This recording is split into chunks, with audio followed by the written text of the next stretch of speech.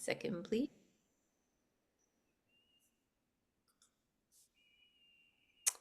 Hi, folks. I'm Julie Glazer from the Association of Municipal Administrators of Nova Scotia.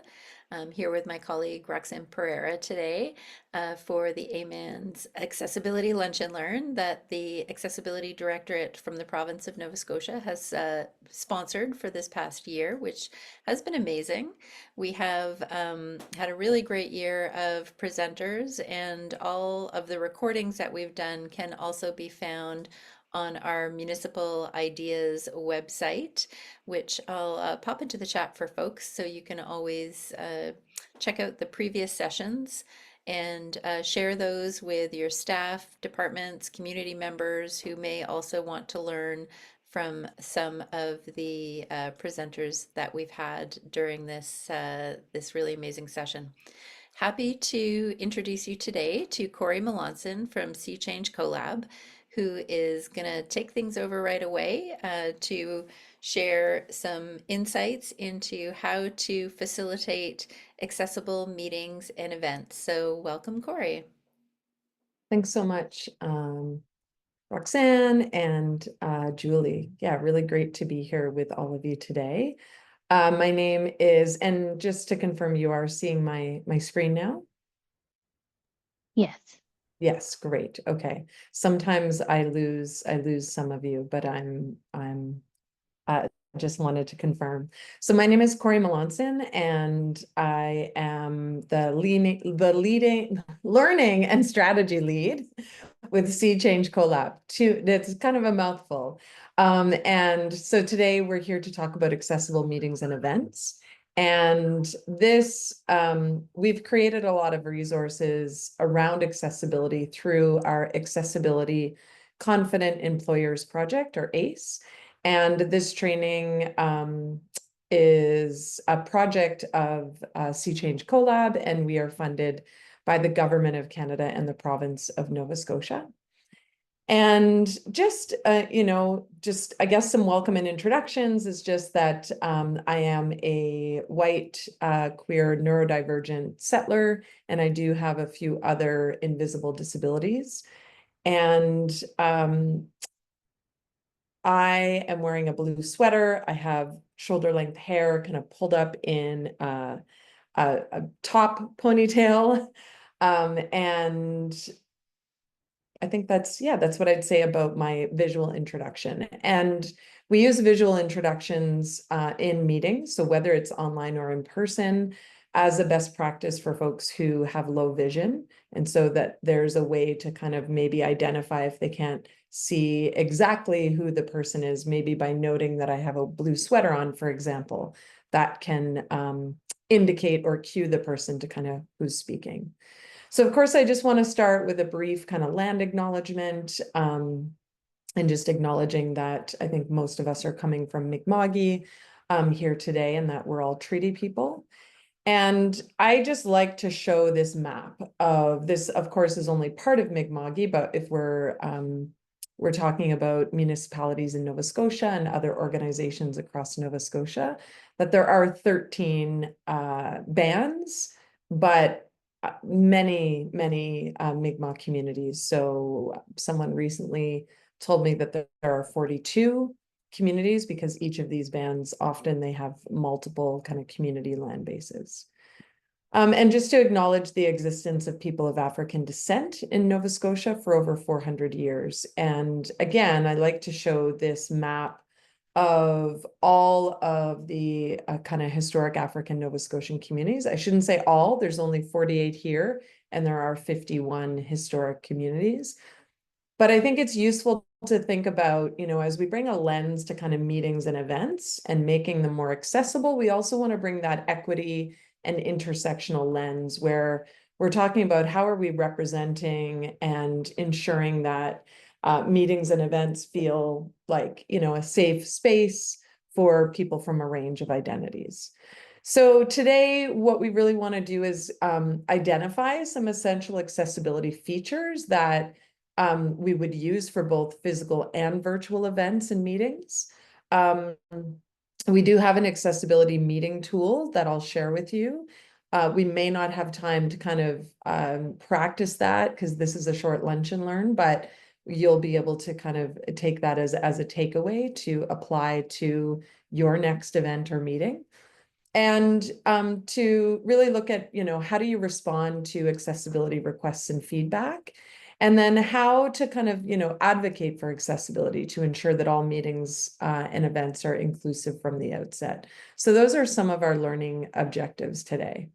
So just like I always like to start with the why, the what, and then we get into the how, right? So why is this even important? What are accessible meetings? And then how do we ensure that we are doing our best to make them really accessible?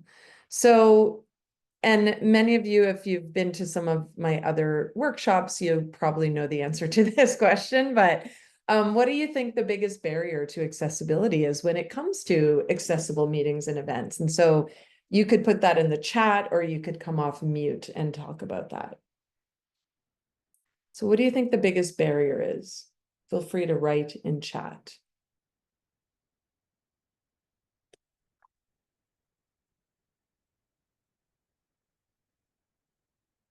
This is what I like to call the pregnant pause while I wait for folks to put something. So even if you maybe don't know what it is, take a guess.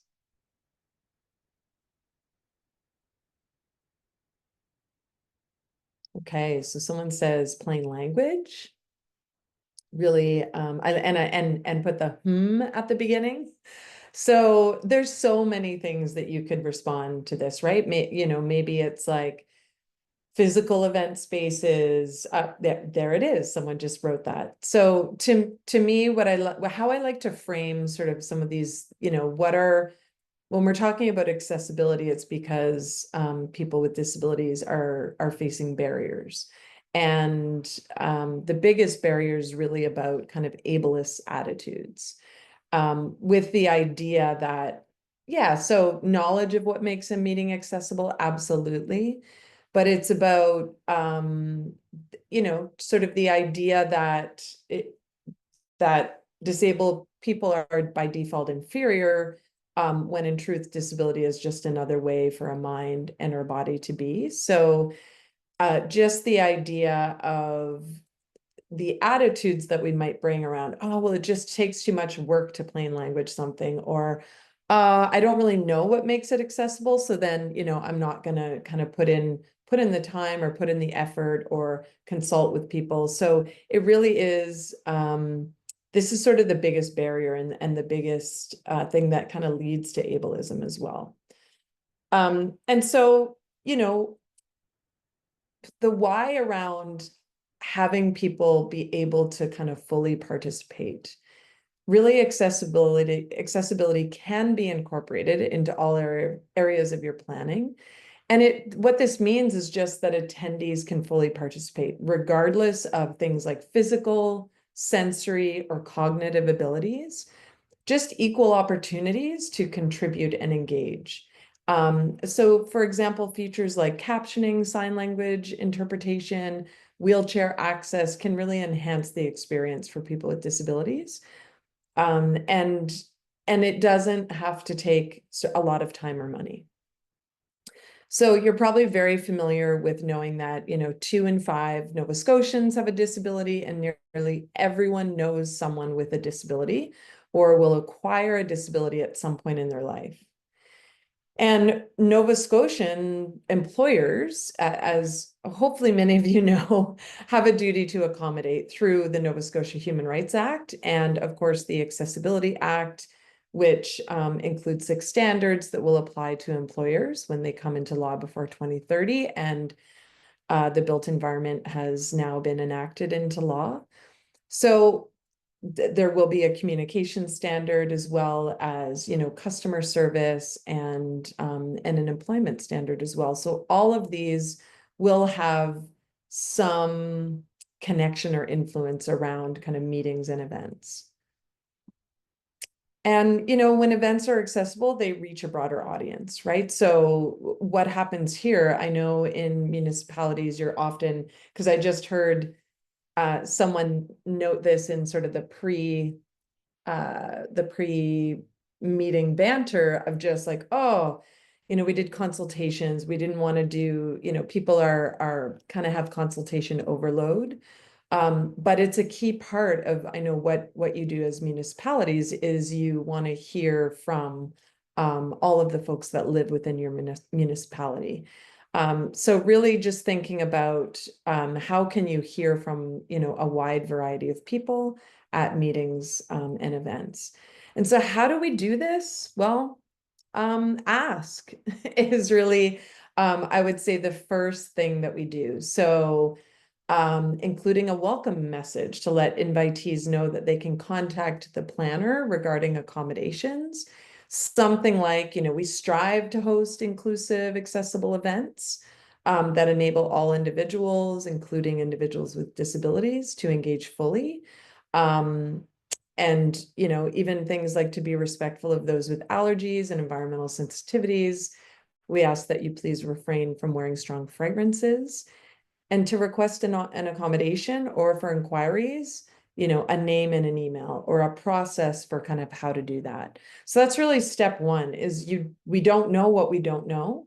And if we're not asking folks around what maybe they might need to make a meeting or an event more accessible, then we aren't going to be able to meet that need.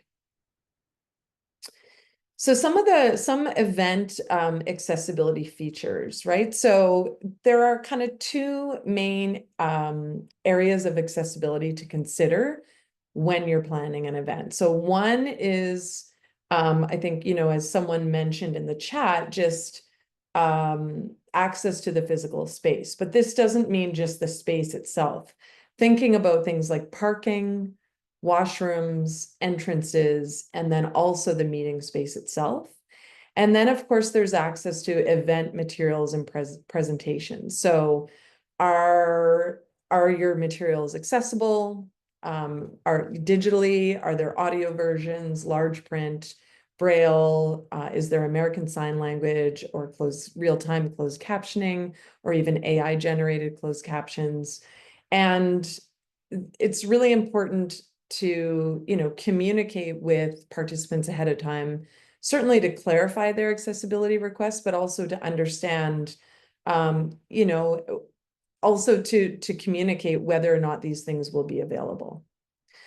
So I like to frame everything that we're talking about in terms of accessibility into a bit of an accessibility continuum.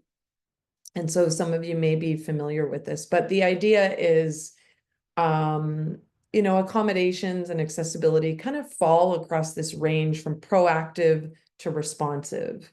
And so what we're aiming for is on the left, right? We want to be creating safer, more inclusive workplaces, or we could put the lens of, meetings and events, safer and more inclusive meetings and events for everyone. Embedding accessibility considerations and representation from the start. So before you're even thinking about, or at the start of when you're doing meetings and events, you want to be thinking about representation. And then in the middle, somewhere between proactive and responsive, is proactively addressing barriers. So this might be, for example, saying, yeah, even though we're not sure if someone who's deaf might be coming to this meeting, we're going to book ASL. Or we know that closed captions really support a lot of people for a whole range of barriers that people might be experiencing. So we're going to make sure that, we're going to enable AI closed captions on our Zoom account, for example, or, whatever other platform you might be using. Addressing barriers as they arise. This is really we've asked, you've told us, and now we're going to make sure that we're addressing those barriers. So if,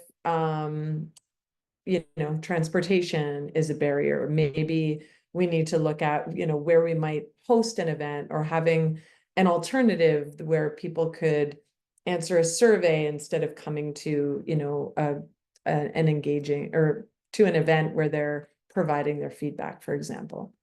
And then at the very end of responsive is really adjusting environment, services, and products to be able to be used by someone with a disability.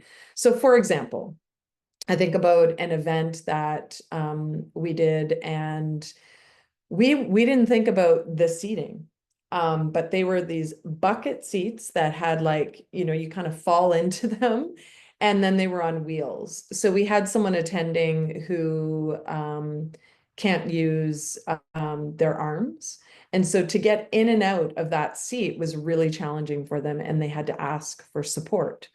And we realized, oh yeah, we actually need a range of different seats at our in-person events. So we now make sure that there's at least some variety of seating, because not all seating works for everyone.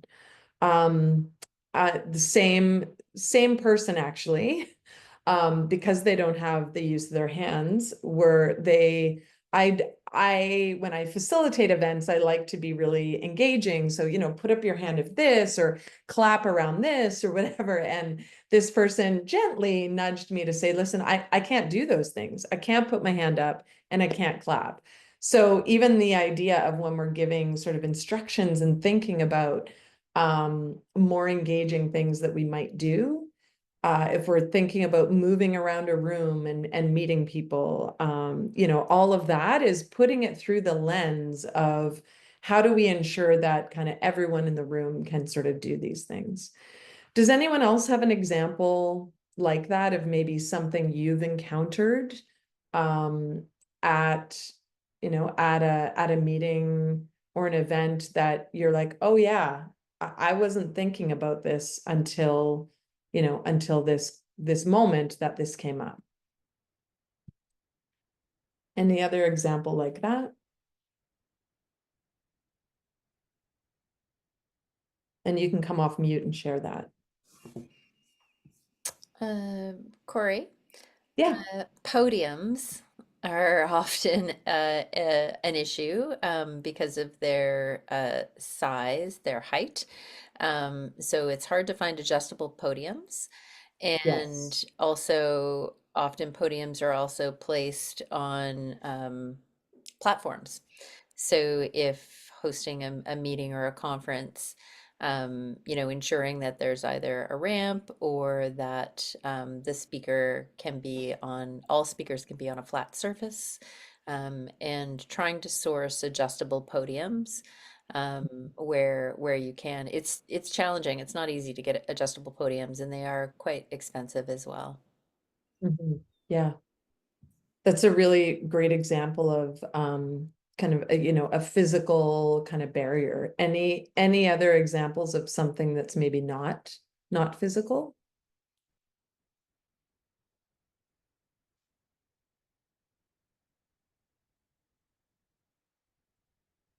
I guess I can provide one where, so even though I identify as neurodivergent, so I have ADHD, um, I am I am an extrovert. And so when I go to events and meetings, I really appreciate and love the parts that are about networking. So getting to know who's in the meeting, who's there, who can I connect with, and get to know people. But certainly I think our first meeting or event for the ACE project, so we did sort of what would be called the speed networking, where, you meet up with one person, you talk about something, you then, move to the next person. And we had some feedback about that it's not very neurodivergent friendly, because it can be a lot of information and overwhelm, kind of, to especially for people also who might have anxiety, for example. So we've now tried to do a few different things at our events. For example, we have sort of stickers that are like a green, yellow, red. Green meaning, yeah, I'm open to kind of talking to anyone. Yellow, like, yellow might mean I want to talk to the people that I know. And red is more like, no, I just want to sit back and listen, and I don't really want to engage in conversation. So we've had some success using those. And then the other thing we are doing for our upcoming event in June is having sort of over lunch, we were going to suggest some like questions that people could talk about to network, but we know that not everyone wants to do that over lunch. So we were going to identify specific tables that were more the like chatty networking tables, and then others that were more the like, oh, I just kind of want to sit and eat my lunch and maybe check my emails. So giving options, I think, is sort of the key to that. And so I'm seeing some of these things in the chat as well. So someone's saying we purchased a mic and speakers. We have a lot of people who have a loss of hearing at our events. Absolutely. There's nothing worse than not being able to kind of hear someone in the room speaking. And there's all sorts of reasons. For example, it may not be loss of hearing. It could be something else, right? For example, I had a brain injury a few years ago, and just the ringing in my head. So it's not actually a hearing loss. It's just the ringing, constant ringing takes away from my own hearing. And then also seeing in the chat, yeah, asking people to introduce themselves in front of others, or asking questions that involve thinking on the spot. Yeah, Maggie, that's kind of some of the feedback we got from our first meeting, that we were like, oh, we need to change how this happens. Amens has started providing a chill lounge area for quieter spaces to get away from noise and busyness. Absolutely. And we've done that sort of a quiet area at some of our in-person meetings as well. So I'm curious if I should have numbers on these, but let's say the scheduling is 1, selecting a venue is 2, promotions and registration 3, communications and accommodations 4, room setup 5, chairing or moderating events 6, and then effective, respectful communication 7. Which element do you struggle with the most? And you could put just a number from 1 to 7. Sorry, I don't have these numbered. I should, but just which is an area that you struggle with most to ensure that it's accessible?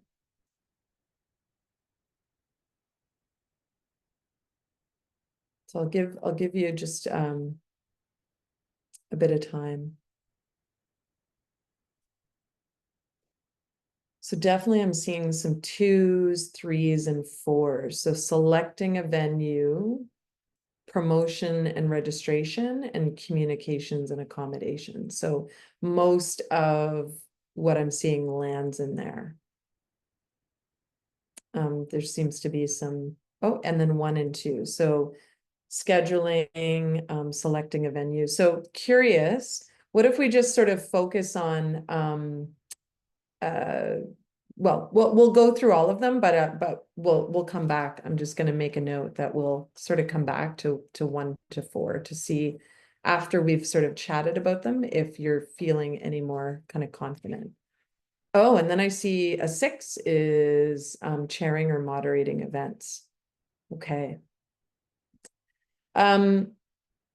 So when we're kind of talking about all of these, I'm just going to kind of go through each of them and share some of the, kind of promising practices, best practices. And so with scheduling, it is about timing. So considering other significant events, for example, Access Awareness Week, which is at the end of May, and every organization is trying to create an event during that time. Maybe that's not the best time, for example, and there may be other holidays or other conflicting events or meetings.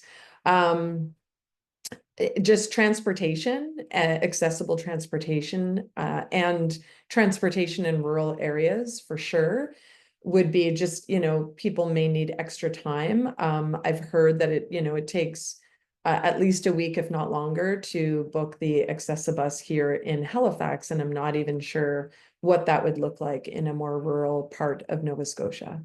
Parking, is there any? Where is it? Are there accessible parking spots? How close are they to the venue? Disability supports and communication. So ASL and real-time captioning professionals are in really great demand, and there's a short supply. So they will need to be booked weeks in advance. So those are just some considerations around scheduling. Also, even just ensuring that the event doesn't start too early in the day, because oftentimes it might take people with disabilities just that longer time, whether it's because of transportation or just the amount of time it takes to get ready. So selecting a venue, obviously, you want to kind of minimize the number of additional arrangements that need to be made to accommodate participants with disabilities. So we're talking about, making sure that you've done an overview of like the building entrance, the meeting rooms, the washrooms, the hallways, any pathways of travel, elevators, if there are any, that they're all can contribute to the level of accessibility for people with mobility, sensory, and other disabilities. Also important to consider the location in relation, as I said, to accessible transportation and parking. And I see a great comment in the chat around, so I talked about early in the morning, and then someone said, too late in the day can be difficult for some as well with mental fatigue. So totally agree. And sometimes, like, for example, this is nice, lunch and learn, middle of the day, kind of the best of both worlds. But sometimes, for example, it's making sure that if you're doing some kind of event and you're doing, for example, you can do something twice, maybe doing one in the morning and one in the afternoon, for example. Promotions and registration, right? So this is all about to really address those participants' needs effectively, you have to know what they are. And this means asking for and using the information is really kind of that person-centered and respectful approach to planning an event. And making sure to invite participants to identify any accommodation needs early in the planning process. And sometimes it's helpful to also remind people that you do need at least 2 weeks, for example, to book ASL or closed captions. And so you might need to have sort of a cutoff date of, we need to know your accessibility or accommodation needs by this time. So I just took this kind of from our SeaChange website. So this is, instead of just asking people, tell us what your accommodation needs are, we like to also indicate, what are some of the potential accommodation needs that we're aware of. Obviously, this is not an exhaustive list, which is why, we have the other. But, it also gives an indication that you've thought about what some of the accommodations might be, or some of the, accessibility needs. And you really want to, identify kind of what those might be. And of course, like communications and accommodations, obviously considering accessibility when you're thinking about communications around your whole audience, right? When you're thinking about even an event budget, a work plan, and even a communications plan, because it might involve alternative formats of materials, large print or braille, electronic and audio versions of documents, ASL or English interpretation, real-time captioning, even things like cited guides, for example, to help people navigate a space. So this definitely is sort of a key thing that needs to be really upfront in the planning process. And so just so that everyone knows, we do have ASL interpreters that you can book in Nova Scotia through the Society for Deaf and Hard of Hearing Nova Scotians, and you can book that directly. But again, typically that you want to do that weeks in advance. Real-time captioning. So there are currently no CART providers based in Nova Scotia. So you'd have to look to Ontario and Alberta, I think, are the couple that are out there. And certainly the, Ontario Canadian Hearing Society, they do offer both English and French.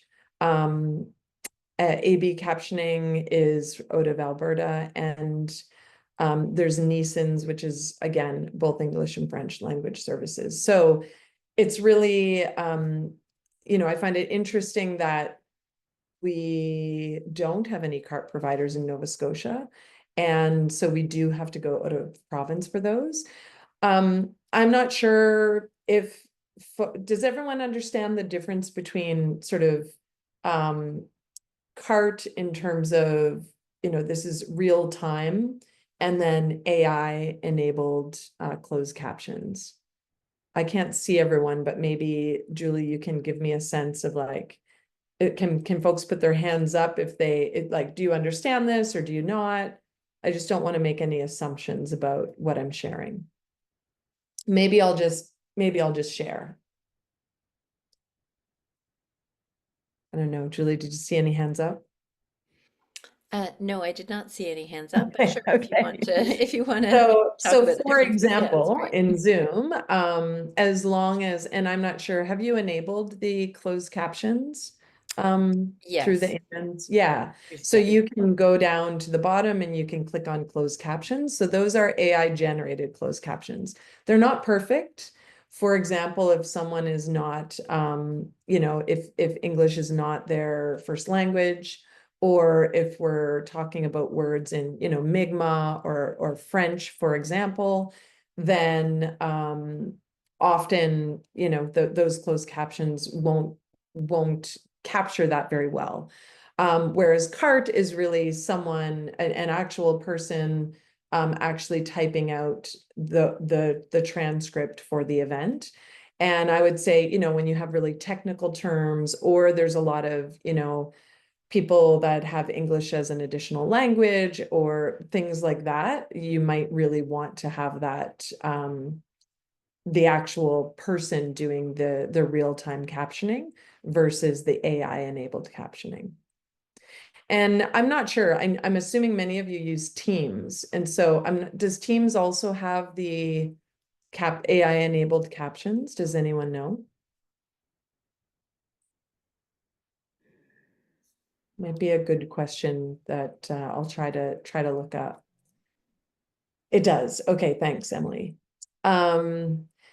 So certainly room setup, right? One thing is sort of the venue itself and an accessible venue, but another thing is room setup, right? So it's the size of the space, where are you positioning, the cart providers, or which are usually online, or ASL interpreters. Things like lighting, audio systems, so the mic, for example, and even seating, right? So often it's when you're thinking about seating, it's ensuring that there's enough space, again, to create those paths of travel so that, for example, if someone was using a mobility device, they would be able to kind of move around the room. So chairing or moderating, I think someone did put this in the chat as one of the things they'd want to know more about. Really, your role as chair or moderator is to act as host and help facilitate between participants and event organizers. And this might mean that you're responsible for kind of identifying available disability support services to participants, reminding them about event logistics related to accessibility. Of course, there's also many other things like using inclusive language, just ensuring that that you're checking in, and ensuring that there's a way to provide some feedback either during or after the meeting about accommodation needs and accessibility. So just curious, now that we've kind of gone through those 7 elements of planning for an event, just want you to post in chat on a scale of 1 to 5, kind of 1 being not confident and 5 being extremely confident. Kind of how do you feel now about your ability to plan and implement an accessible event?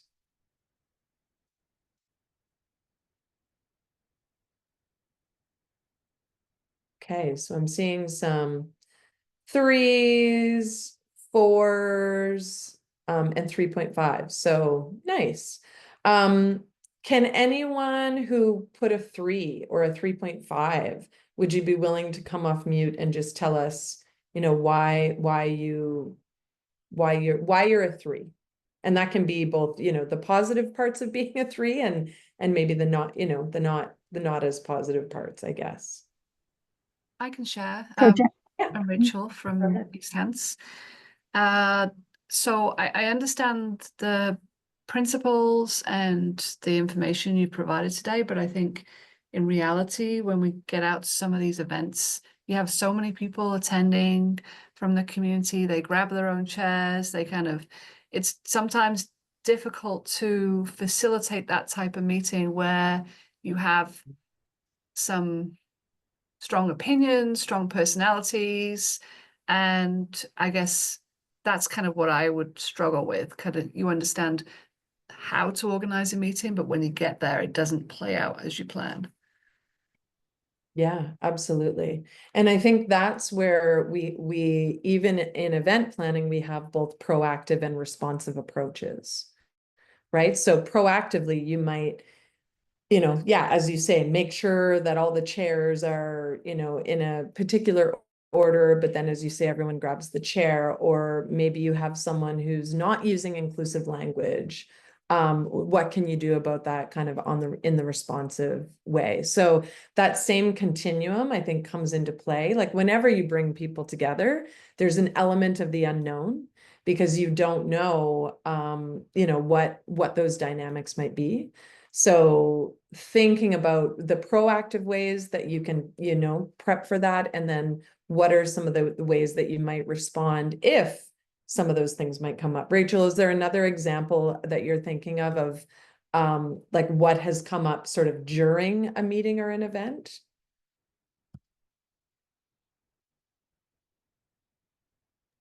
I mean, I don't have any specific examples. I just know it has been challenging in the past. Yeah. Like we have a speaker and a microphone. I think I was the one that shared that we'd purchased that, but you still get Yeah. people that have that hearing disability position themselves at the back of the room and then shout out that they can't hear the discussion. So it's how do you encourage those people to move themselves to the front of the room and Yeah. help themselves? Right. So I guess that's the kind of dynamic of the room. And yeah. I think sometimes too, it's like you can't necessarily meet everyone's needs. And so like one of the things is about saying like, this is your space, and these are some of the things we've done to ensure that, this meeting is as accessible or, as safe or welcoming or engaging as possible. And then, but it is still up to people in the room to make sure some of those needs are met, right?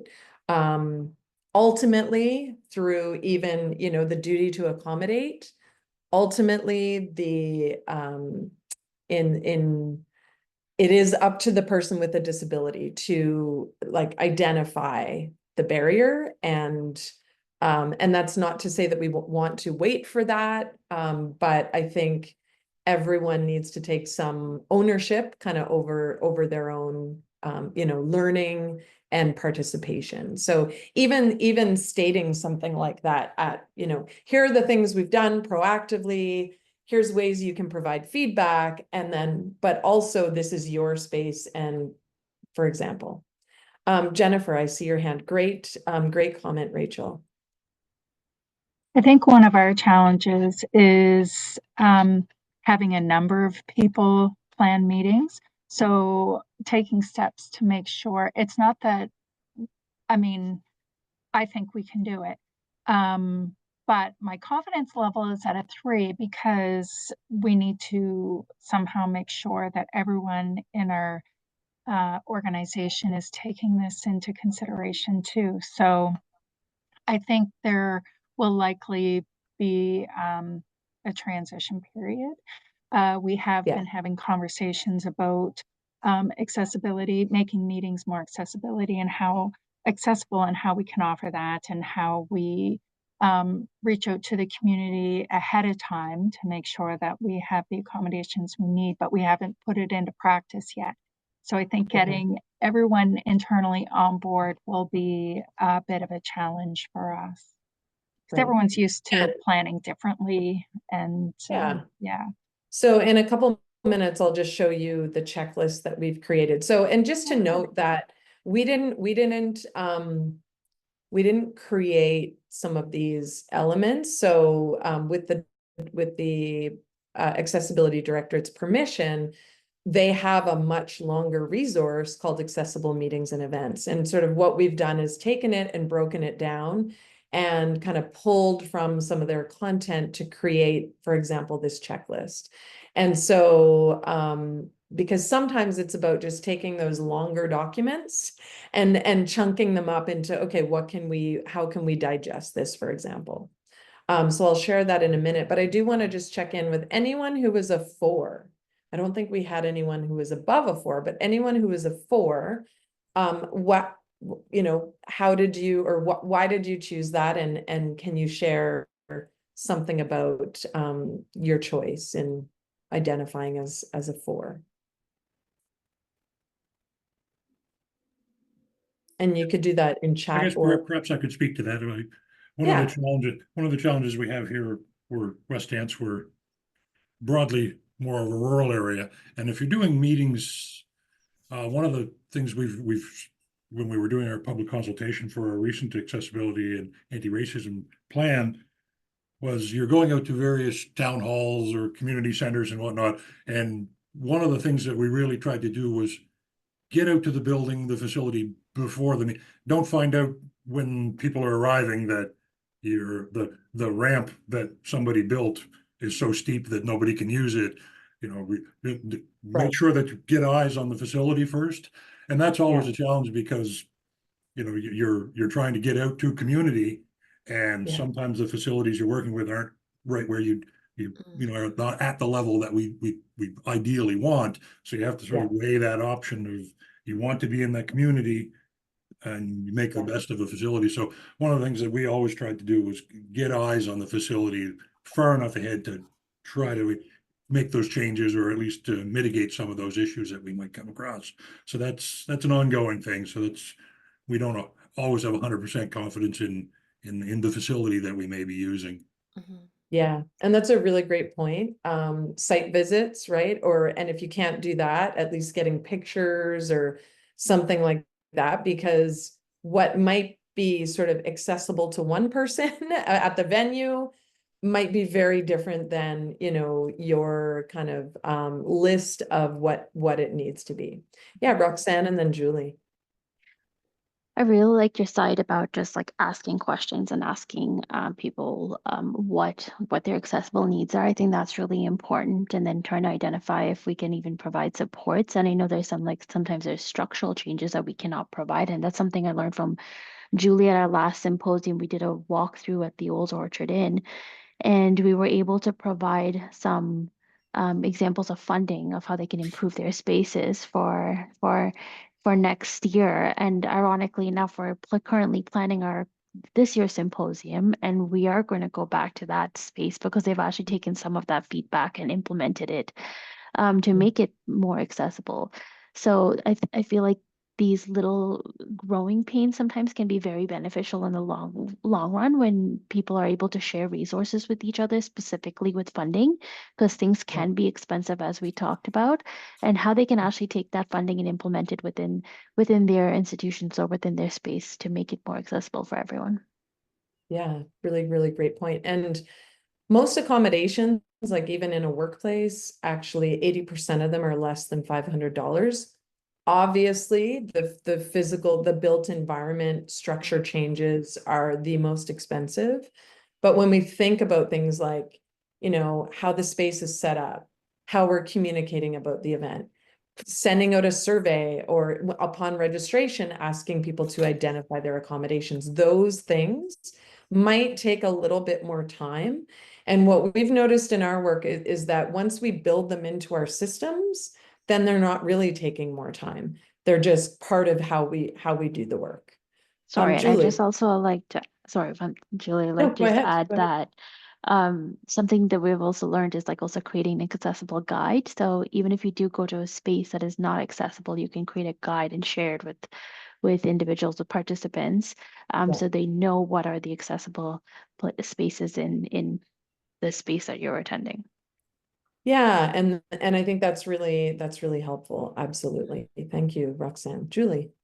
Roxanne and I are sort of sharing some brain cells at this point. So Roxanne identified what it was that I was going to say. But just to about sharing, like when we do site visits and we notice inaccessible, some challenges, some barriers in the environment, sharing those resources, whether it's the community accessibility fund for those community halls, business accessibility grants for the hotels and and private event spaces. And then RBC also has a grant out right now as well for community accessibility improvements as well in the built environment.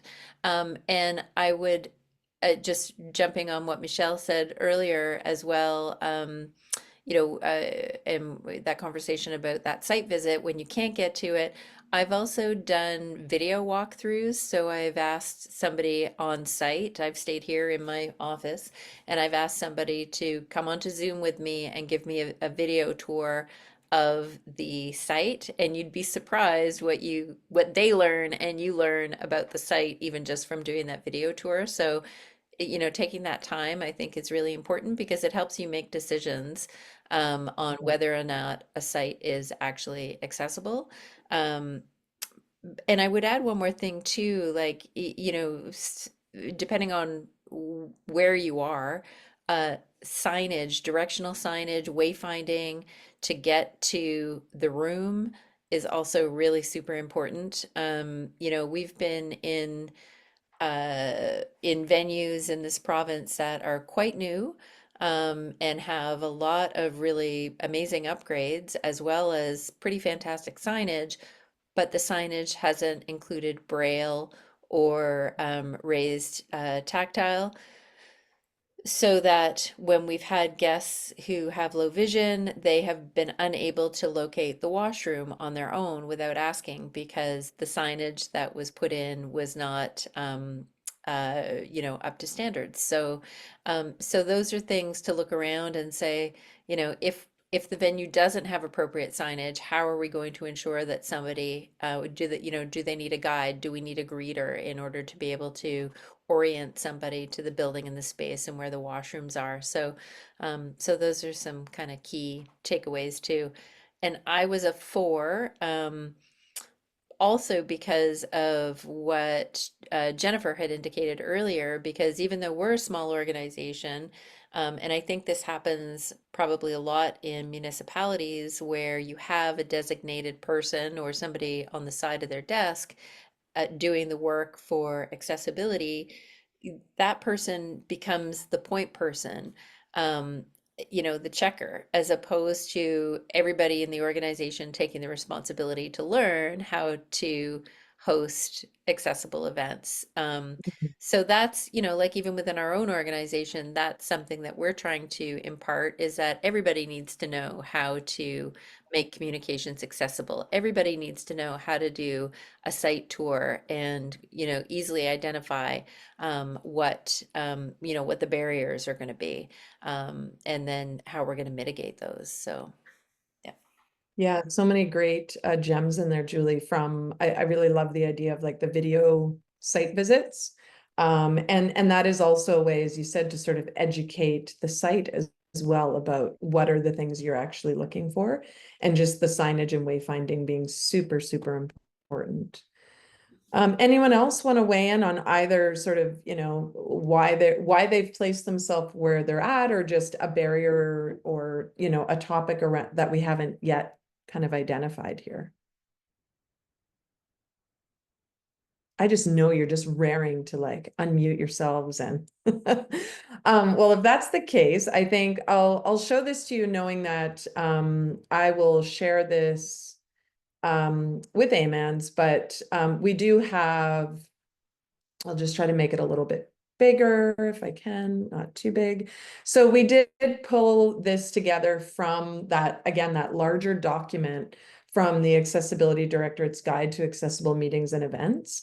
And so we've just sort of created this checklist that, and maybe this is something, for example, that if it is your job to do this, but it's someone else's job to really do event planning, this would be a great tool to maybe use together or to kind of pass along to them. So it goes through those 7 different things, right? And so from scheduling, selecting a venue. So there's quite a few pieces here under the selecting a venue that, you know, even things like outdoor access to allow participants to walk or relieve their guide or service dogs. That's not something that always immediately sort of comes to mind.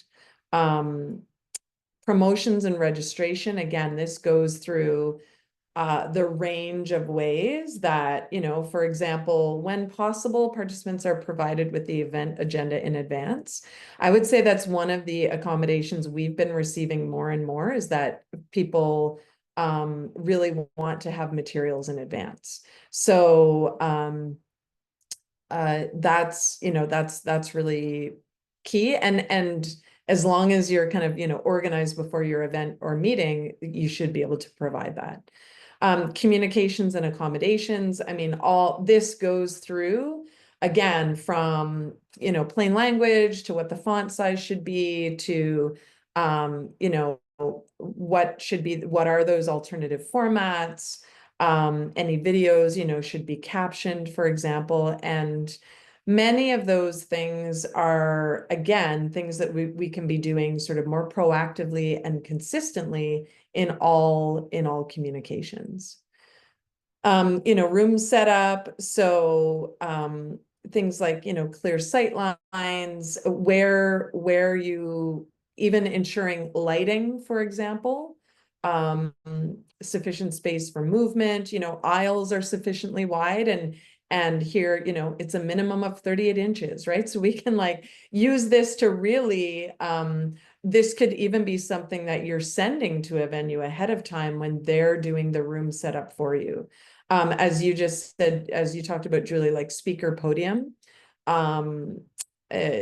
you know, or it can be adjustable, or it's at ground level, or there's a, you know, a ramp or something to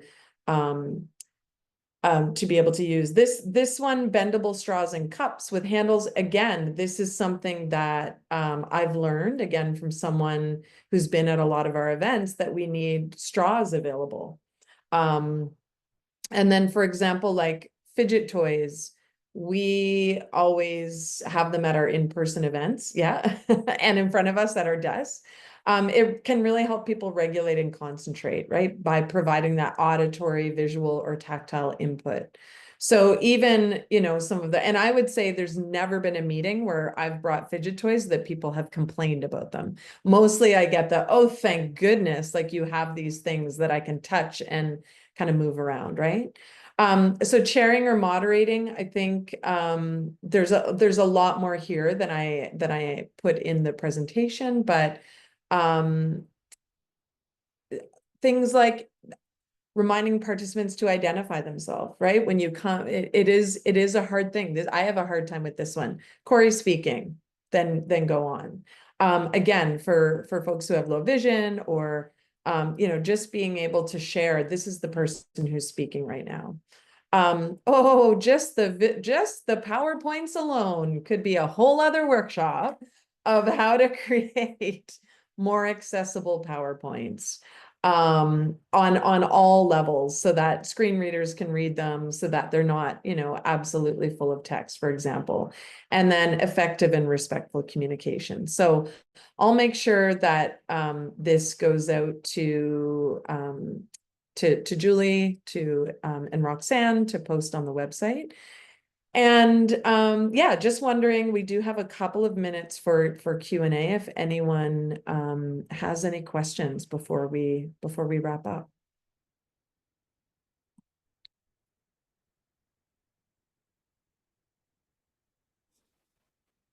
Did the 3s move to a 4?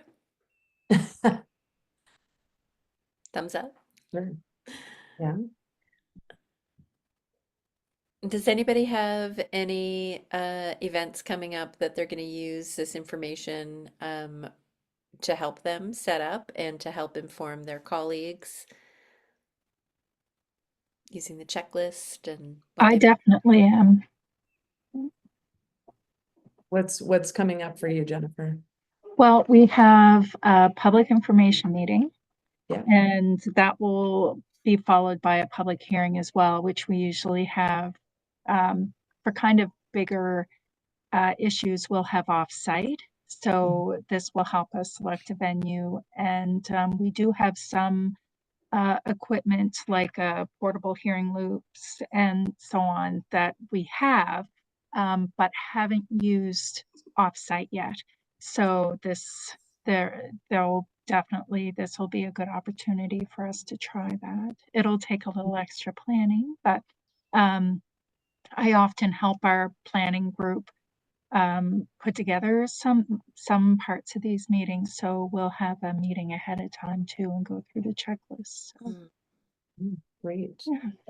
I think what's And I'm, oh, go ahead. sorry if you don't mind. Like, I think what's interesting, like Jennifer, you just mentioned, you know, planning your planning group. And I think what's interesting, like as Roxanne and I are going through all the accessibility plans that have been submitted by the municipalities, um, you know, almost every single plan that we've looked at has said that, you know, training, you know, additional training, and these are kind of the key components. We have seen, you know, ensuring that there's training to make meetings and events more accessible, communications definitely, but I think it's really starting to go from, you know, one or two people in the organization, again, those point persons, to all people in the organizations, or you know, key folks in leadership positions, you know, implement and track training. So you know, hopefully this will, you know, kind of fall under that as well, as necessary, especially as we start doing more engagement and you know, providing those opportunities for gathering, in person or virtually, and as more people are facilitating those conversations as well, and involved. So yeah, so I hope to see more municipalities, you know, acquiring this type of information, because it's really like it's pretty clear. This is what I like about it. You've provided this checklist also that's thorough. So we have a checklist, you know, and if there are things on the checklist that we don't understand, then we have, you know, this group and folks to reach out to ask for more clarification. And I think a lot of the trepidation really is just not knowing, which is why then we turn to somebody else who, you know, it becomes that point person. Oh, that person will know and they'll do it for us, as opposed to, oh, no, we all have the knowledge and we all have the checklist, so we can all do it. Yeah. Well, I think we're And I getting just, past that point where we can use that as an excuse too, because I feel like every municipality sh- has known this for quite some time. So yeah, it's time for us to stop leaning on that and doing it. Get on with it. Yeah. Yeah. Yeah. and I did put the checklist in the chat, so you can go, if you click on that, you can download the PDF right there if you want to do that. And then I guess the last thing I wanted to show is just so Julie, I think you put the Nova Scotia, like the accessibility resources in the chat, so where to find that longer document. Yep. But on our seachangecollab.com website, whoops, we have the ACE project, and here we do have a resource hub. And so you can filter by topic. So accessibility plans, there's a lot of them there. But I just actually wanted to check to see if meetings and events are here. And I'm not sure. Oh, accessible meetings and events. So of course, the guide to planning accessible meetings and events from the directorate is here. And then we do have AI for accessibility and social impact. So this really talks about you know, using AI to help do some of those things, like providing alternative formats, for example. So I'll make sure this checklist is up there too. That's why I wanted to check and show. You can filter by language and also filter by the type of resource, but we aim to have this, we're adding resources all the time to this resource hub. So I note that it is 12:59, and just want to say thanks to everyone being a, you know, engaged audience. even if it just was numbers in the chat, that's great, just to, get a sense of where people are at and what are some of the questions you still have when it comes to kind of being really confident in this area. That was really great, really helpful. As always, Corey, it's always a pleasure. Thank you very much for sharing your time and your knowledge with us today. And thanks everybody for coming to our Accessibility Lunch and Learn. And always look forward to having conversations with you all as we do this work together in Nova Scotia. Thank you.